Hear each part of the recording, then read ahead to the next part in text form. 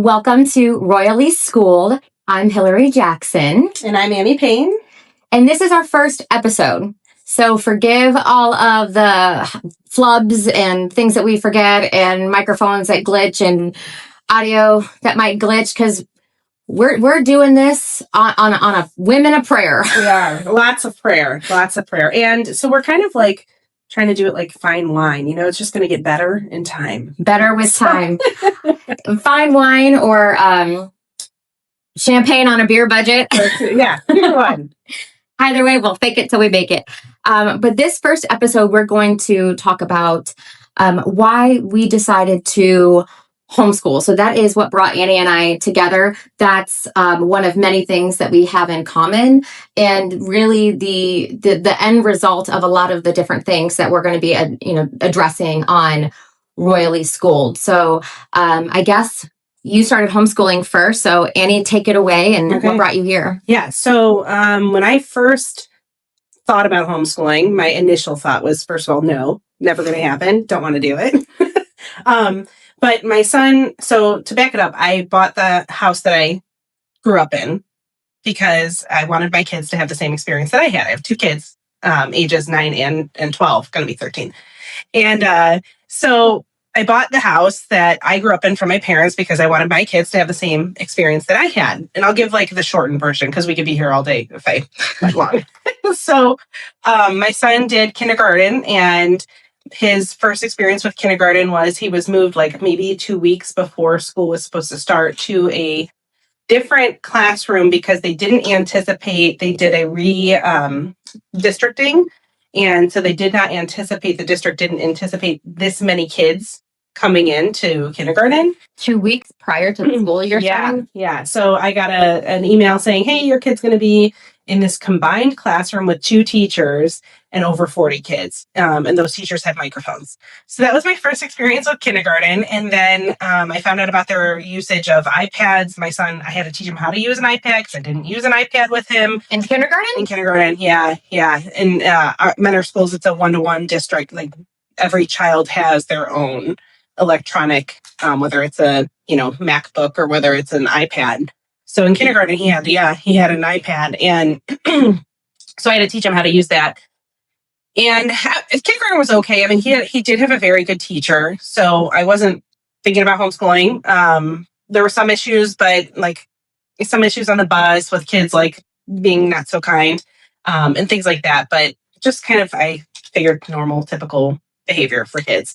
And then first grade came around, and his teacher for first grade was giving him, he had like 30 to 45 minutes of electronic homework every night. So he was on, I know. I was like, this is a little excessive. So that was my first kind of red flag. Like, is this really a good fit for him? Because we didn't allow him to watch TV a lot. We didn't allow him to use an iPad. He never had a phone. Like, we didn't have any of that stuff. Well, that's so ironic because you see all of the data about how, electronic will rot your child's brains and, you should limit TV time. But yet we're literally handing them, electronics at school. So there's, maybe 8 hours a day being on your electronics. And then they come home to do even more electronic schoolwork. And then for them at that point, to turn their minds off, on a rainy day, there's the TV. Right. And it was kind of humorous because one of the days I got an email from his teacher in first grade, and she said like, hey, we need to have a little chit chat. Your son created this folder on his iPad and named it, it was not a good name that he named it. I'm like, this kid thinks stupid is a swear word. What do you mean? Like, this doesn't make sense. So she said he named it dog poop. And I was like, I told my husband we were just dying laughing. I'm like, first of all, I think it's wonderful. The kid hasn't had an iPad and he just created a folder. Isn't that like... He's a genius. Right? I mean, that's kind of a skill to be able to create a folder on a, iPad that you've never had before. And then, so that was kind of my first red flag. I was just like, this is so odd. I mean, there's so many other issues in the schools that you're going to pick this one to, email me about. So anyway, I talked to my sister, and she was like, you need to pull your kids out and homeschool them. I'm like, you're hilarious. That'll never, ever happen. Not thinking about it. Don't want to do it. And she's like, well, you can do it. I said, it's not a can I do it? It's a, I don't want to do it. Like nothing, no part of me wanted to do that. I was like, my kids are going to have the same experience I had. And then one day, Evan started coming home with full body cramps. And I was very upset because I'm like, what's going on? He's like, well, I'm not allowed to have water unless it's over 80 degrees in the classroom. So I wrote the teacher and he was correct. She was not allowing him to have water unless it was over 80 degrees in the classroom. Okay, hold on. For one, why would it ever be over 80 degrees in a classroom? Yeah. And Mentor's not cheap to live here. No. And we have, most of our buildings don't have air conditioning. They're so old that, yeah, they said it's like an arm and a leg, to get air conditioning in them. So these kids, fast forward a little bit. I've been on the school board for 4 years. I just, as of January, I'm no longer on the school board. I didn't rerun for that. But as a school board member, I was getting like pictures from teachers of their thermostat in the room and over 95 degrees. Yeah. And so me and another person on the board kept bringing this up, like, hey, people get hazard pay. Yeah. For that kind of stuff. Yeah. Yeah. So, I mean, I just thought that was such an odd rule. And so I called the school and they were like, I said, can my son bring in a water bottle? And they were like, yeah, he can have one. And I was like, well, his teacher says it has to be over 80 degrees in the classroom. Long story short, then they were like, oh, well, wait, let me double check on that rule. And I was like, no, I'm coming your way with a medical note from his doctor saying that he needs to have water because at that point he would like sweat a lot too. So he needs to replenish his body. So that was another really big red flag. And it just it wasn't fitting for him. And then COVID hit. Right. And when COVID hit, I was like, my kid's not going to be in a mask because that's just not going to happen. No, my kid's going to have a voice and we're not going to muzzle it. And as a parent, he was already coming home with cramps. I'm like, gosh, I don't want this sweaty thing on his face. And so I started speaking up at board meetings. I got a group of about 600 people to speak up. Not all at once, but they were all in the group. And we brought about 75 people to a meeting.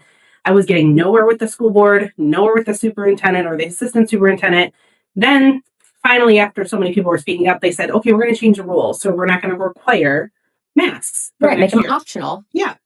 2 weeks before school was supposed to start, they changed it and they had already cut off the online learning deadline. So I called the assistant superintendent. He left me a voicemail. I called him back. And I said, okay, so you're telling me that my son cannot, now you changed the rule and now we can't go online.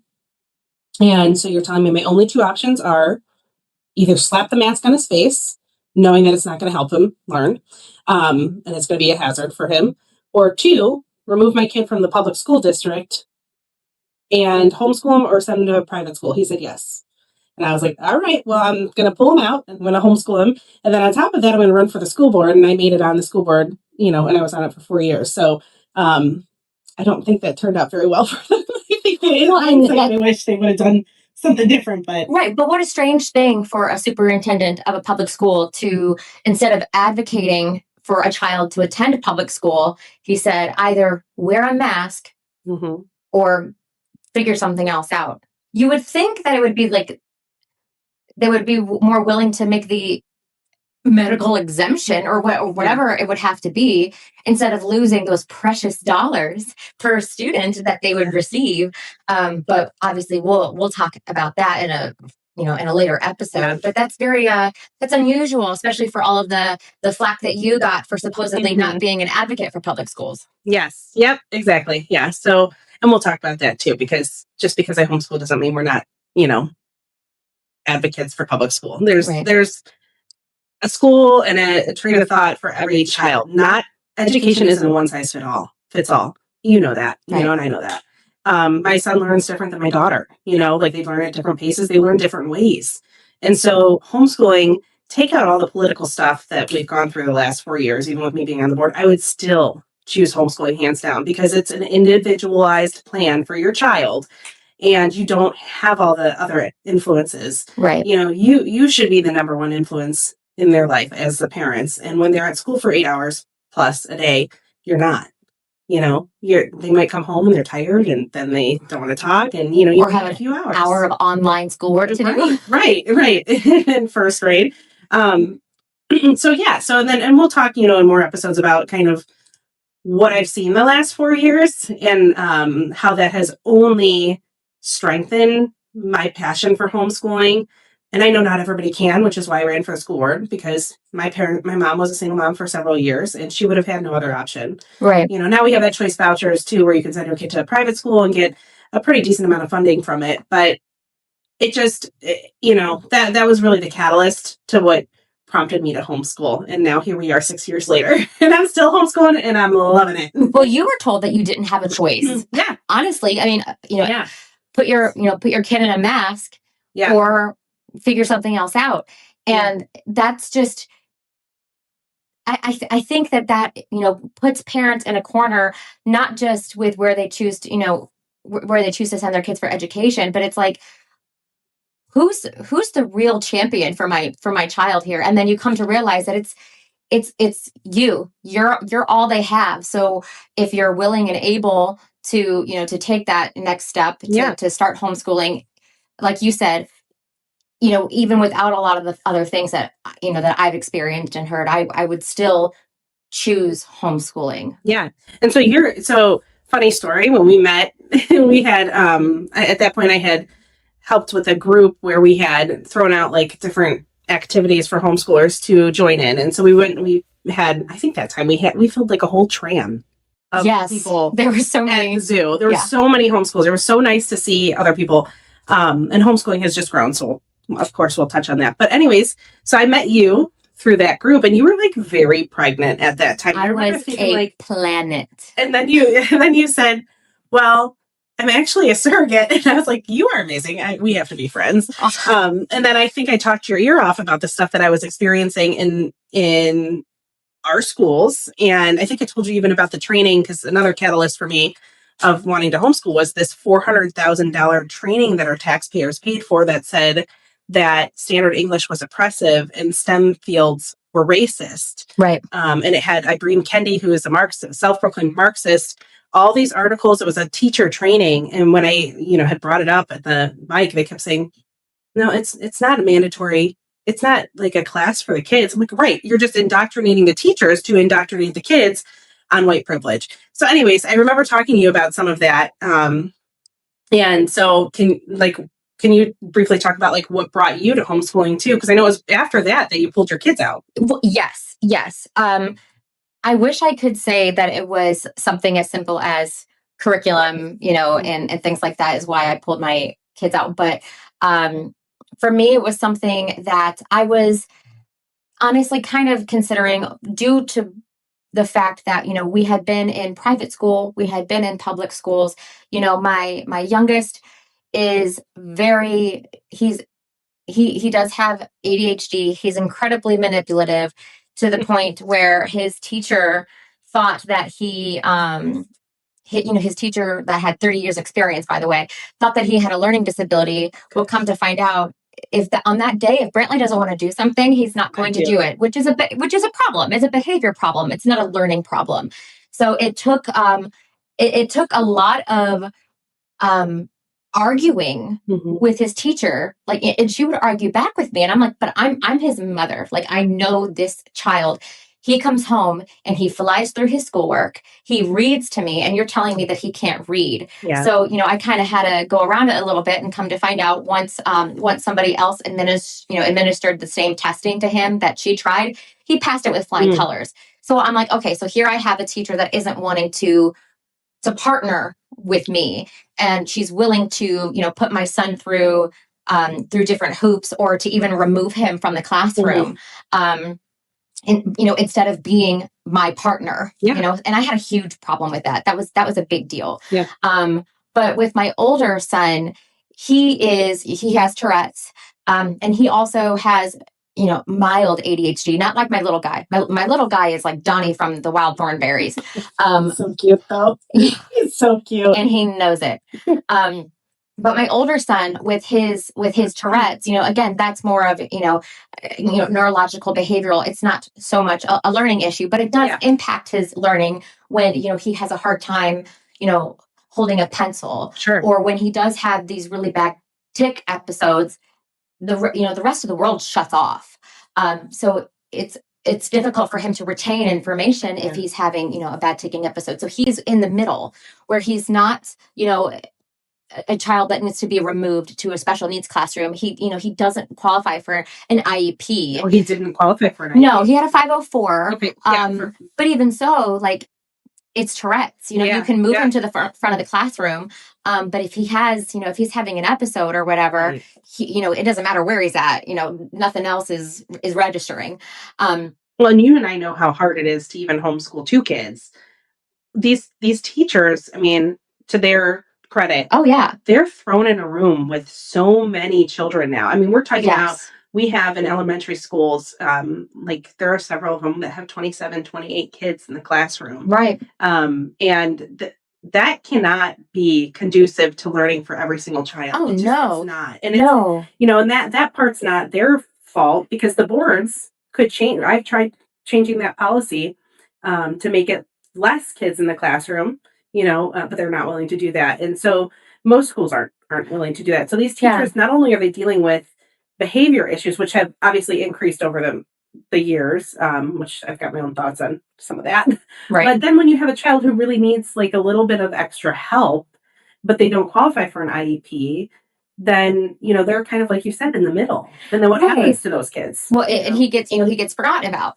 But yeah, all the credit to my son's teachers. He's had fantastic teachers, and they are truly tasked with the impossible. So with Preston, it was a matter of they were willing to move him along, even though his testing didn't show that he was able to move on. The third grade reading guarantee, which is kind of strange because in public school, they were really putting a lot of emphasis on giving him the extra reading help.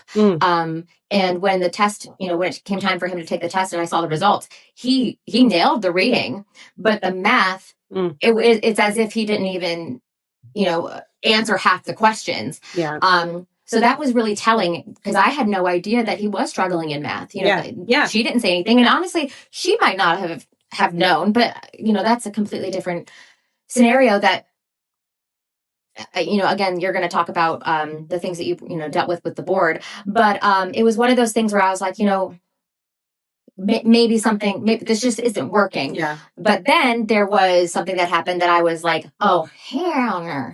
So what, my kids went to Brecksville. Brecksville is a super nice area. We pay a lot to live there. I wouldn't move for anything because it is so safe and it really is a wonderful community. But this story just goes to show you that no area is exempt. Things can happen everywhere, and regardless of how much you pay in property taxes to fund these schools, they operate the same way.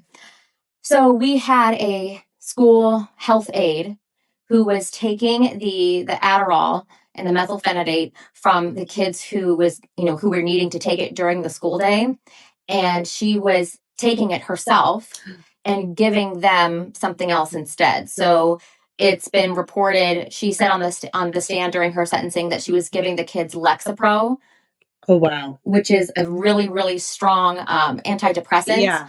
That's not even supposed to be given to kids under the age of 12 years old.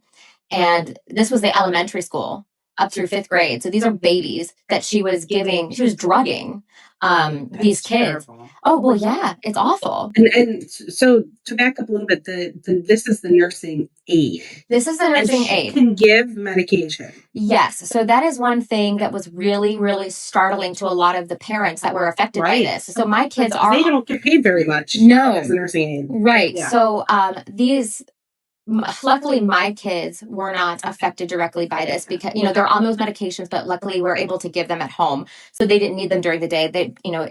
But one prescription change, going from extended release to as needed or whatever, like that could have been my babies. So of course, like that hit a lot closer to home. And then when you have neurodivergent kids, you kind of form a tribe, so who the other parents are. And that's. I a few parents reached out to me saying, hey, was your son involved in this? And, I said no, but they were so beside themselves that they couldn't they couldn't trust themselves enough to be able to discuss it and to be able to ask the questions that they wanted to ask. Yeah. And I was being told by these parents that the school had not reached out to them. That's what I was just going to say was the school forthcoming, or was it more of you had a pride to get the information? So they were forthcoming initially, saying like, Mhm. hey, this is what, we were Yeah. alleged happened. But it wasn't until the sentencing was done that a lot of these parents even knew who the other parents were that were affected by this directly. It wasn't until sentencing that these parents knew Sentencing from the court? from the court of this Wow. woman. Okay. Mhm. And so they would probably say that it would be a FERPA violation if they gave out information, but there still is, some information that they can give out.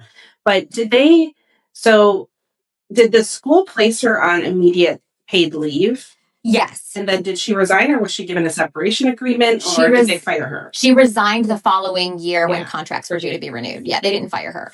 And that's a trend. I mean, we'll have to Oh, talk yeah. about that another episode, because the things that I have witnessed, there's a lot that needs some help in Ohio, especially with some of these laws. Right. And also with these schools, like it's very, very rare, if any, that they ever would actually fire somebody. Mhm. And when people resign, they're able to then go somewhere else, until Right. or if their license is revoked, or I mean, we're talking about a nurse's aide, so that's not even. She's not even protected under Yeah. any of those things. So it was still very odd.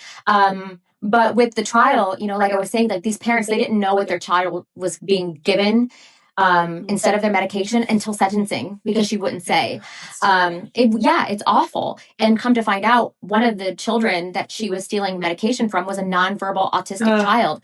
So they couldn't even say like, hey, that's not my pill. And so it was this whole thing where I was approached by some parents, and I was speaking on behalf of a lot of these parents, whether it be online or at a meeting that I demanded that they hold, and eventually they did. But it was still very, very evident that whatever process and protocol that they had in place, or supposedly had in place, from when the child enters that room, to even like making sure that medication gets, counted on a regular basis, was not happening. And also, as parents, we didn't realize that it wasn't the actual nurse giving medication. Yeah, because you wouldn't think. I mean, you would think that it would be the nurse that would be qualified to provide medication, give the medication to her. You wouldn't really think a nurse's aide. No, we're thinking she's the one maybe taking temperatures, calling parents, things like that.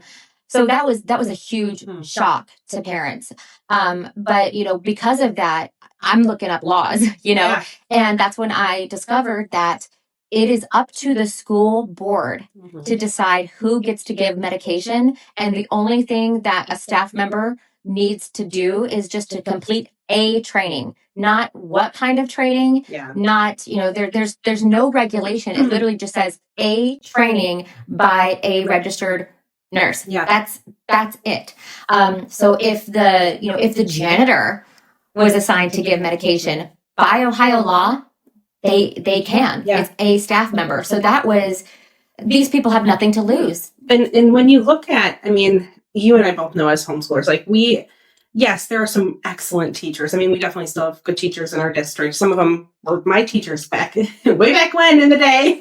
And so there are good teachers. We're not saying that there are not good teachers, good staff, Right. but nobody is going to look over your kid more than you. Nobody loves them more than you, and God, obviously, Right. and their parents. And, so we have a vested interest in them. We had a situation, and this is just to kind of shed some light on some of the stuff that you're saying about when I was on the board. We had a bus driver who was being offered a separation agreement.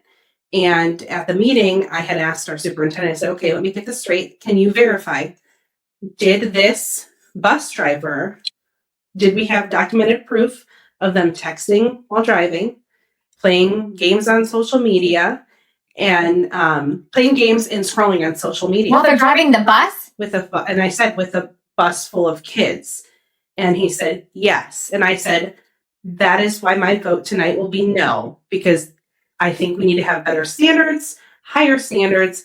And not offer people separation agreements with a letter stating their, dates of employment. It's basically like a neutral reference letter, because then those people can go elsewhere. And that's, they're always worried about risk of being sued by the union, by this person, that person. But I'm like, let's take it down to the basic of, let's care about children and what is in the best interest of these children. What about the risk of their lives? Exactly. And the lives of everybody else. And they're like, well, and then you think of, okay, people would say, well, they're not going to be at our school because they're leaving, I don't care that they're leaving. I care that that person who made very bad choices and put children at risk is now possibly going to go somewhere else with the opportunity to do it where parents don't know, and so just to your point, it's it like opened our eyes. It does. It opens your eyes, and nobody will care about your kids as much as you. Right. And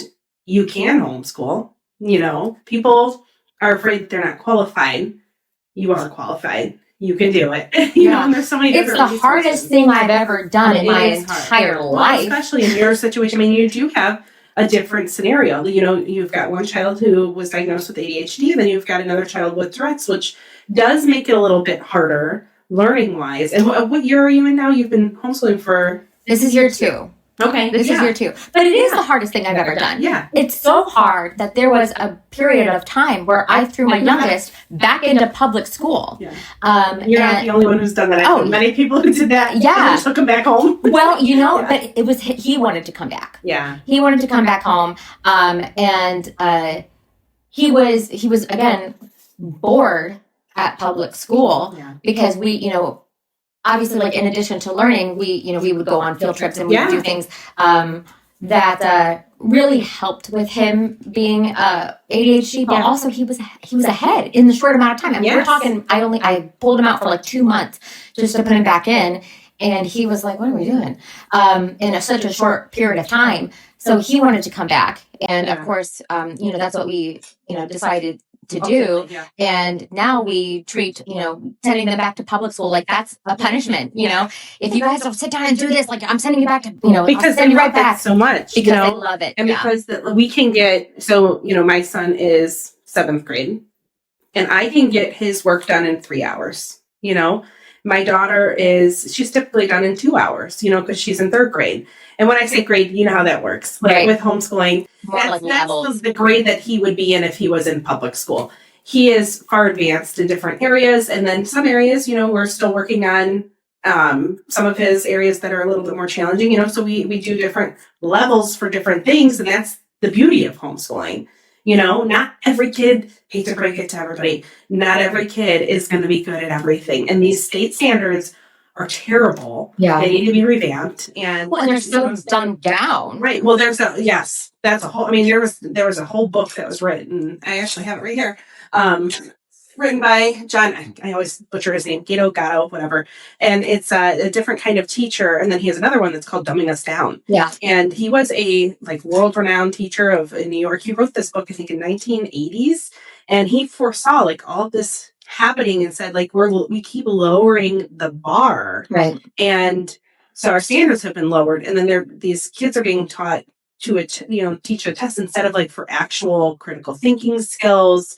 And like we said, not every kid is going to be good at everything. So you really get to get that individualized plan and figure out what they're going to excel at and let them do it, Well, and your son obviously does have, an niche for business because he has his own business. He's in 7th grade and has his own business. So we, obviously you have to share what that's about. Yeah. So, and this is just another segue into, our kids going to be socialized. What about socialization? I'm always like, have you met my children? Number one. Number 2, can we talk about their soul first? Soul first and salvation first over socialization, because not all socialization is good either. And I don't want my kids to want to socialize with everybody. Yeah. Sorry, if you're an a-hole, I don't want my kids to feel like they have to be friends with you. And and there are certain things and characteristics that we want our children to learn to gravitate towards people who are going to show the fruits of the Spirit and who are going to share some of the values and morals that they have and still be kind to other people. but your kids have to be friends with every Exactly. single person, like because we want them to have people around them that are going to lift them up and not tear them down. So anyway, so we have a co-op that we're in, and we have I want to say over 80 something kids that are in our co-op. We meet once a week on Wednesdays, and they learn science. They actually learn science from a previous teacher, a public school teacher. Several actually of the folks in our co-op, some of the parents are public school teachers turned homeschoolers, so that's really nice too. There's a long list of those. Yes, and we had a entrepreneur class, and then these kids got to do an entrepreneur fair after. And my son was so excited about this whole entrepreneur class. He was like, I want to learn how to make, because he's a big fisherman. He was like, I want to learn how to make these lures, these premium plastic like hand poured lures. And so we bought him all the stuff to do it, and he started just making them, researching it on his own. With our little help, because we don't let him just look at anything online. But helped him budget. We figured out what we could sell them for, and also having a good profit margin, and how he can sell them and how he can market them. And he came up with a label, and he got First Class Mojo. I mean, he's got the business name, and now he's got shirts. And this year we're trying to get him like an official website going for his LLC, and so he's been doing these little markets, and he sells out almost every single market. Like, he's amazing. It's so cool to see him. Now he's got a 3D printer, so he even uses some of that in his designs. He's trying to make different kind of lures now as well. He'd never be able to do that. No, he wouldn't have the time. Right. Because he would be coming home, and then he would be eating and then going to sports, and he plays sports, and that's another myth. And then the hours of homework. Yeah. And so let's kind of talk about some of the myths, because there's so many out there. Right. So we already kind of talked about socialization there, but sports. So many people, especially dads. I know the dads out there that are, holding up the moms from maybe being able to choose homeschooling, because they have some legitimate concerns about sports. Well, in Ohio, your kid can still play sports on the sports teams for the schools, the public schools. My son does wrestling. Actually, he did wrestling in a private school this year. They allowed him to come in towards the end of their season, and he had a friend on the team, and so he was able to wrestle, with that private school. So that was cool. He's done wrestling through Mentor as well. In the past, he does boxing with a bunch of other kids, and then he does baseball every year. And so he will eventually, once he's aged up, he will eventually play for Mentor schools as a homeschooler. And there's several of them now who are on like football teams and things like that.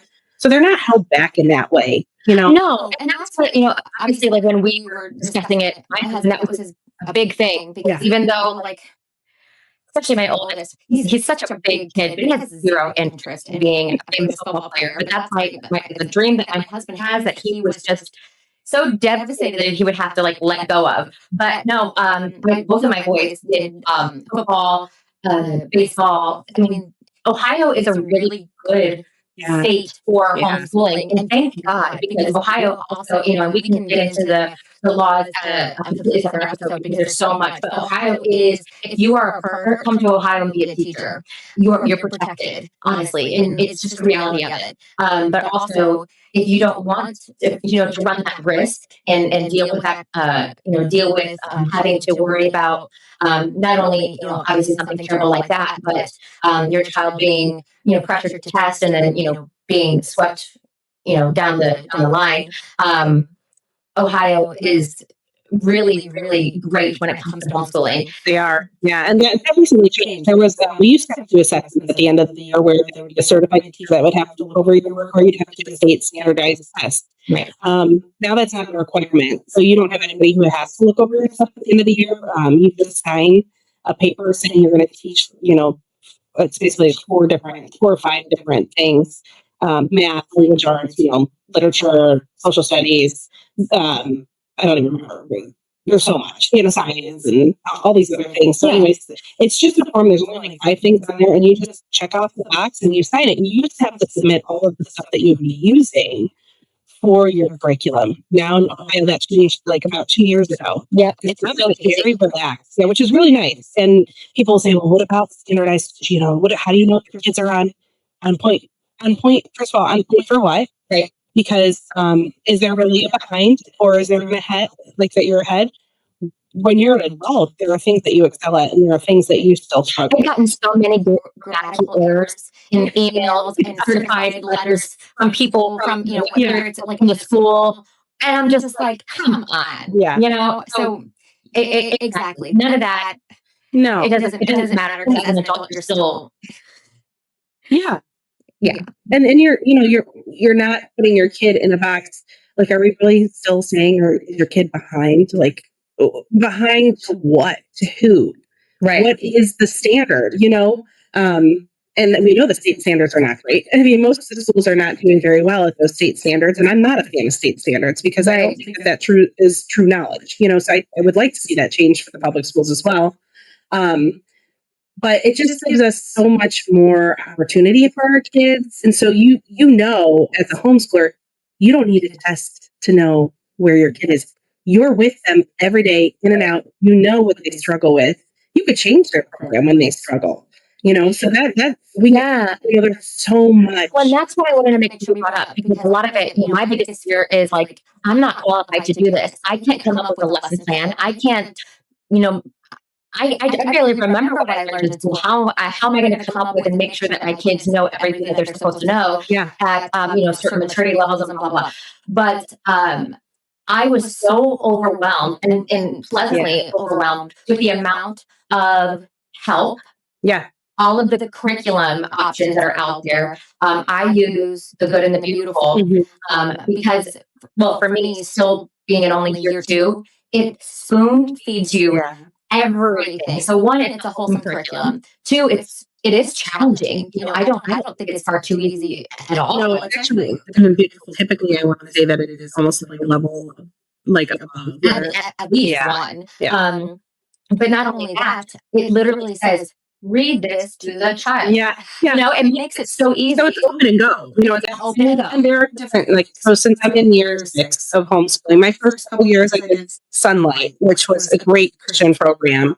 It is very intense. It was taking me almost 3.5 to 4 hours with my son in second grade. So it was really intense. But he's excelled and at certain things, and he is advanced, I would say, in his reading skills. And he has been since he started reading when he was, 4 years old. Right. My daughter is much later, and she is, struggles in that area a little bit. So we do different programs for him. Right. And after the first couple of years, I switched his program. And now that I'm in year 6, it's like a la carte. I know exactly what works for him, what doesn't work for him. And so I'm pulling in all these different resources, and some are open and some are not, because I can do that now being my sister. But some people love the open and go, and that's all they do forever. And that's fine too, Yeah. I only have 2 kids. There are some people who have 6 kids, 7, 8, 9, and I don't even know. It's just, they're amazing. That's all I have to say. Oh yeah, either super amazing or they're super crazy. But either way, who are we to judge? Right. Yeah. So, and I hear a lot too, homeschooling is, you have to, it's so expensive. You're going to have to do all these things yourself. Well, that's a yes and a no, right? So Good and the Beautiful, they offer their math and their reading curriculum online for free. So all you have to do is print it out. I mean, you can either print it out at the library, or I have my own printer, so I had to pay for the paper and ink, right? But that was it. Anything else other than that, I wanted to say each of their science programs would be maybe $12 up to 20. 20 is they're more expensive, But there are online groups that I'm in where as soon as my kid is done with this science class, I put it on what is a Facebook marketplace, and we sell it for cash. So, but there are programs out there like Becca. Becca is thousands and thousands of dollars. So there's something for everybody. It's like, are you going to shop at Heinen's, or are you going to shop at Aldi? There are options. And they're all good. I mean, none of them are bad. I always say to people when they homeschool, you're still doing a lot more than what they would be doing in the homeschool. Only because it's an individualized plan. I'm not trying to, let's cut that myth right now. When you are homeschoolers, it doesn't make you anti-public school. That's correct.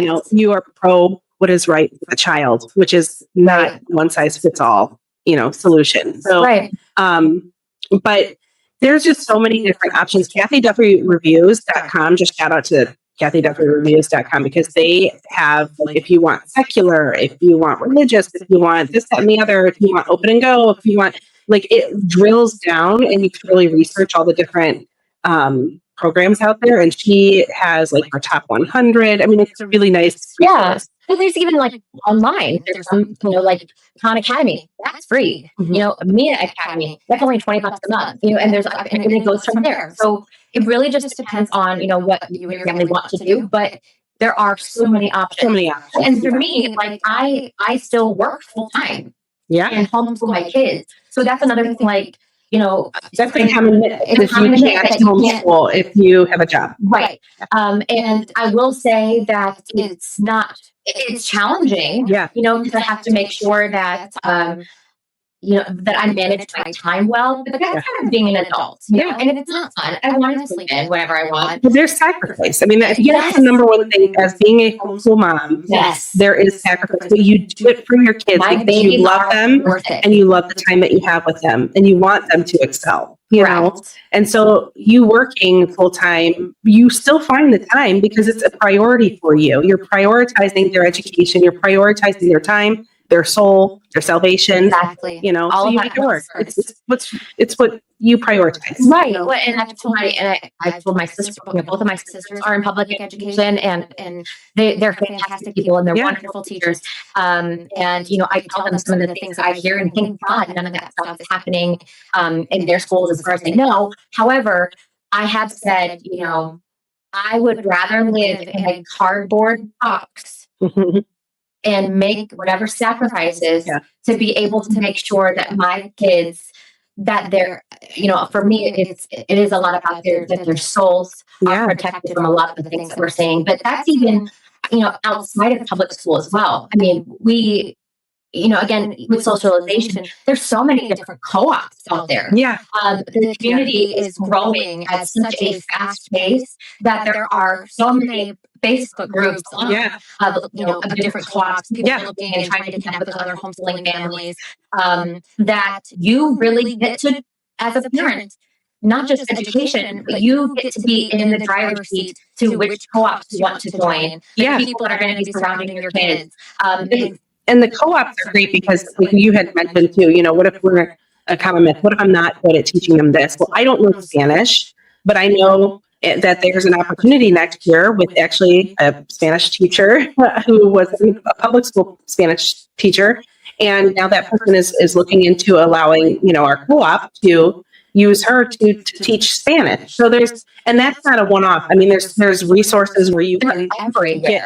It's not all online, that's a common myth too. So your kids are just on screens all day. My kid and your kid being on the programs that they're on are not on screens 90% of the day. Right. Or that too, it's mainly books, but there are programs online if you want to do that. And you had a good thing that you just said, there are so many people who are choosing homeschooling. So you're not in it alone. I can speak to the trend of just in the district that I am in, and we had before COVID, I think it was like 123, somewhere around there. And now we have around 230 people homeschooling who would typically have gone to the public schools. And so there's like one district. Yeah.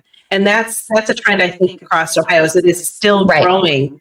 And there are different reasons. Not everybody is pulling them out because of hot button issues or or pulled them out from COVID. Like there's people are continuously pulling their kids out. And a lot of it can be bullying. I mean, there's different reasons, but truly it is, you can find the experts that you need to teach your kids subjects that you may not be wonderful at, like Spanish. There's so many easily. Yes. Right. I mean, last week, Preston started orchestra. Like there's a homeschool orchestra band. And I have to say this because I hope I'm going to send this out to Kathy Loya. She was so phenomenal.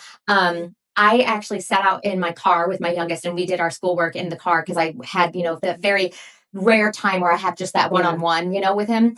And not one-on-one, like, obviously I teach him by myself, but without, Preston playing the TV or, just something, we had zero distractions because honestly, I thought like, this is going to be the first day of orchestra. I don't want to hear an out of tune clarinet, long story short, I'm a musician. So like, there's nothing more aggravating than something that you're like, attuned to. And it's just, so I'm like, I don't want to do it. But I came in at that last bit of class and, again, they're all homeschooled. And I sat in for the last few minutes and they all, they went to go play. And I was just like, huh? So I couldn't believe it. I was like, this is not, these kids are like, they are passionate. Good. Yeah. And it gave Preston something to like, Mom, I got to come home and I got to practice. And like his confidence will get boosted from that. Yes. Allowing him to do something that but there was a standard being, or a level of excellence being set that he wanted to strive to. Yeah. Instead of what used to happen is he would come home and cry saying, Mommy, I'm stupid. Right. You know, it's just he's comparing himself to other kids. And, right. Yeah. Right. But with this, it was such a different type of atmosphere. Yeah. So there are countless things that if you're considering homeschooling, there are countless things that you can do. The sacrifice is absolutely worth it. Mm-hmm. And, for those who are in a position where they can't homeschool, as far as Annie and I we do believe that public school should be a safe option for all students, because if heaven forbid, if something were to happen, to me with my husband and what he does for work, he wouldn't have a choice. He would have to send them back to school and, knock on wood or whatever. Right. But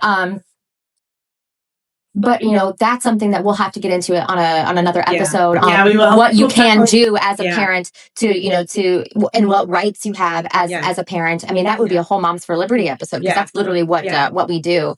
But for what we're going to start doing for the last few minutes of our episodes is we're going to talk about recent things that are going on, kind of, I guess, like the trending or the craziest things that we've experienced this past week. And I will I'll edit and add in a clip of the news article, but a grandmother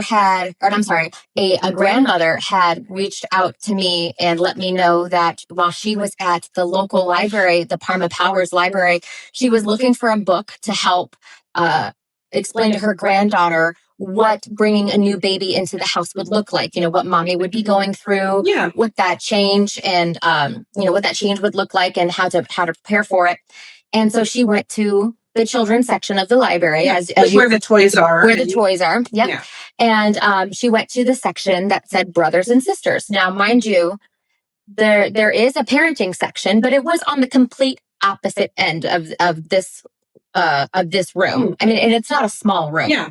So she went to the side that says brothers and sisters, and she pulled out this book, and the book is called "Was I in My Mama's Stomach Too?" And it looks great on the inside. It says ages 3 to 6. It looks like a kid's book. It's a kid's book. Right. So she goes and she sits down and she starts reading this book with her granddaughter in the library. And she's reading it and then she comes to this page towards the end of the book that is a how-to. It's how the birds and the bees happen, but it's graphic. It's very graphic with pictures. Yeah. It teaches you how to arouse people of the opposite sex. It literally taught you how to. And wait, before we go further, if you're listening to this and you've got kids around, send them out. Send them outside. Put your earphones in. Yep. Just FYI. Yep. Because I'll make sure that we post a clip, and I'll put in the blurred ones.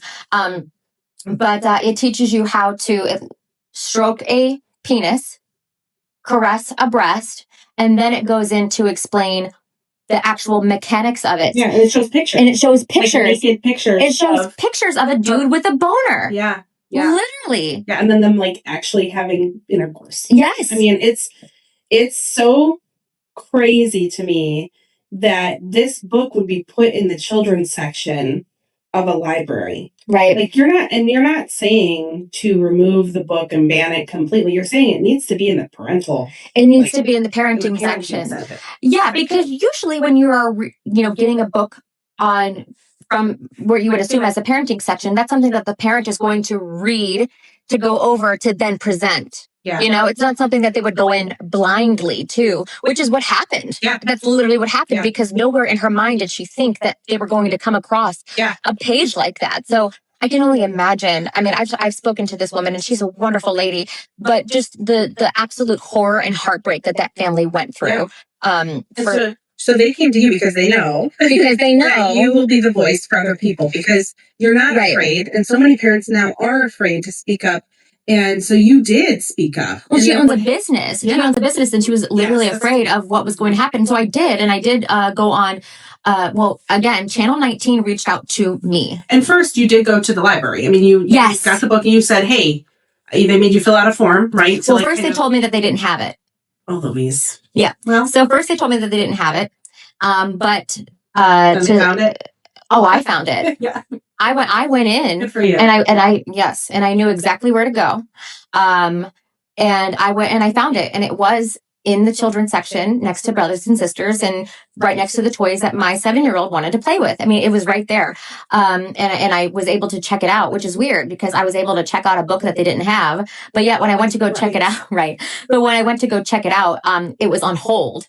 So I couldn't check it out by myself. I had to actually go see a librarian. And she goes, "Oh, this is on hold, but I can still give it to you." I'm like, usually when things are on hold, there's a hold shelf. I've been going to libraries my whole life, but it was actually shelved. So, if they're on hold, you can't check it out. Right. So it's very strange, that whole situation.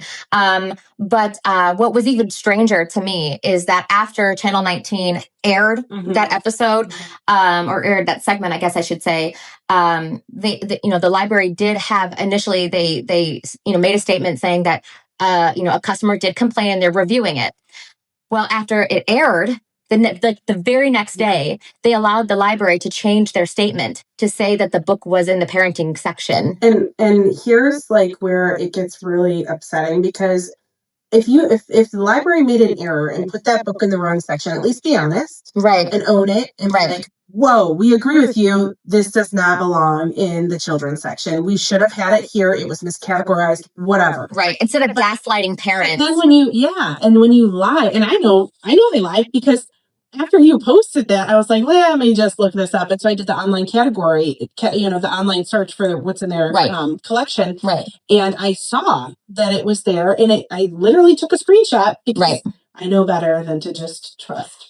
Oh, yeah. And when I came in with receipts. Right. And I was taking pictures the whole time when I went to go check in. Yeah. So it's very blatant that they lied, and that the news allowed them to change their statement, which I thought was incredibly disappointing.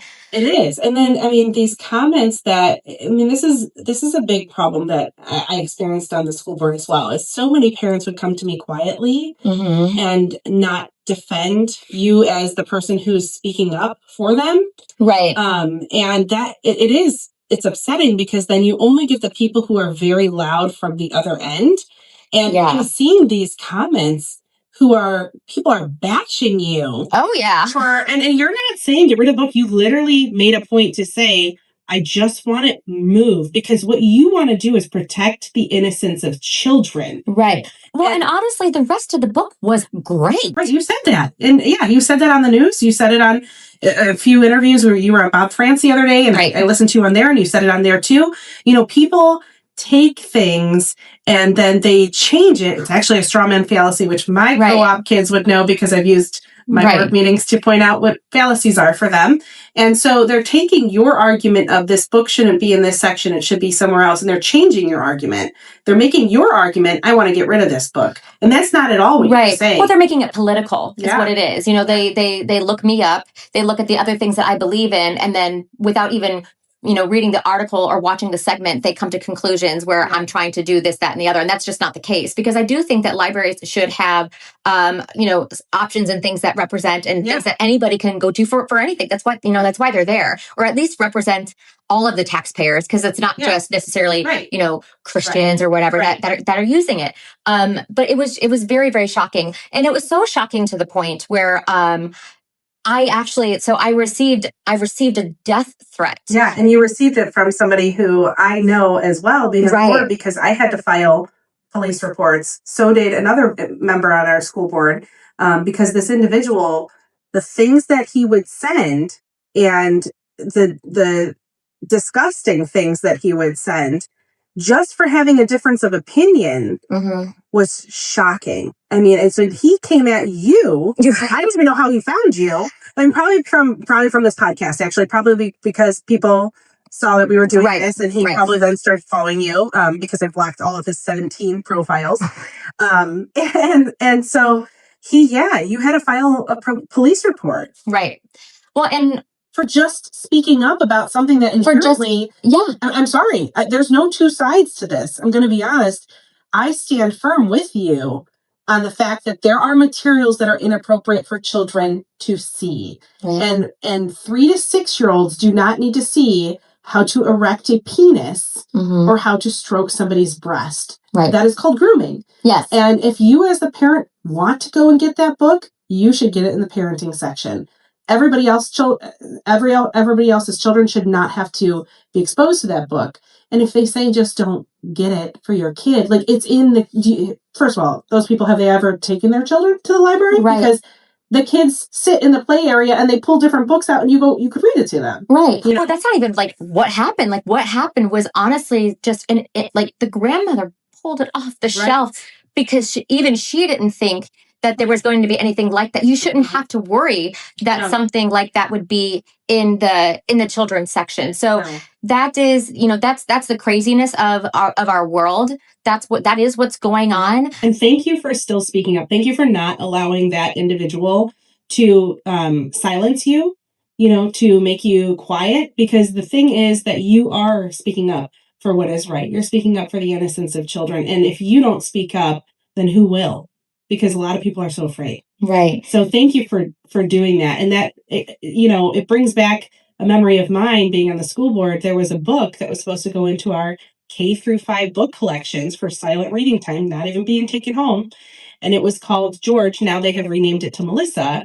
And it talked about this child being in the bathroom, looking at his penis bobbing in the water and him wanting to cut it off. It went so far as to talk about hormone therapy. And so, so many people were like, you just don't want the book in there because somebody had challenged, that had challenged this book. This book was supposed to be in the book collection. And so many people spoke up against it because I did expose it. I went to the superintendent first. He said, this is the book collection. They're all included. And he didn't really say he was going to remove it or anything like that. And this whole collection we'll have to get into another time. But long story short, they didn't end up putting it in the collection because there was such a public outcry about this book. But this book would have been in the hands of children talking about, genitalia and cutting it off. And so we're looking at, it's not just, we're not attacking LGBTQ, trans community, whatever. People say that, call me whatever you want. Is it appropriate for children? Right. And for the same reason that book is not appropriate for children, the book that you saw is also not appropriate for children. And there's no, well, it could be okay for, these kids, but not for these kids. Like the general consensus is children should retain their innocence and they should not have to see sexual acts in. Right. Well, and also but the reality of it is if anybody else in any other profession were to take that one page and expose it to a child, they would get arrested. But there's protections out there for libraries and teachers, and we'll definitely have to talk about. We'll definitely get into that. So with that being said, hopefully that story will obviously inspire parents, despite the death threats and all the crazies, because the crazies are there. They're not going anywhere. I could have said something, just because I'm, if you look me up, I'm a registered conservative and I'm a Christian. I could have literally said the sky is blue and they would have argued with me. Right. Yeah. That's something I used to say being on the board too, because I was always in the minority, was I could say water is wet. They're going to say it's dry. We're going to argue about it from 6 o'clock in the, evening all the way until 1 o'clock in the morning. Like, it's just, it's the genetic fallacies of it's the person. Right. And it's because they said it, so it must not be true. Exactly. It must be wrong. Exactly. But they're out there, obviously, like there were a lot of comments that were in support. I've received so many private messages. I was at an event last night and, I was overwhelmed with the positive feedback and the thank yous that I received. So it's worth it. So hopefully, as we continue on with this podcast, we'll empower parents to speak up and to know what they can do. And we will see you guys next week. Yeah, we'll see you next week, and we'll be talking about next episode. We're going to be talking about how did the public schools get here. Ooh, that'll be a good one. Like, how did we get to this point with all of the trends that we're seeing and the things that we're seeing in the news? How did we get there? So, thank you for listening. We will be back on soon. All right.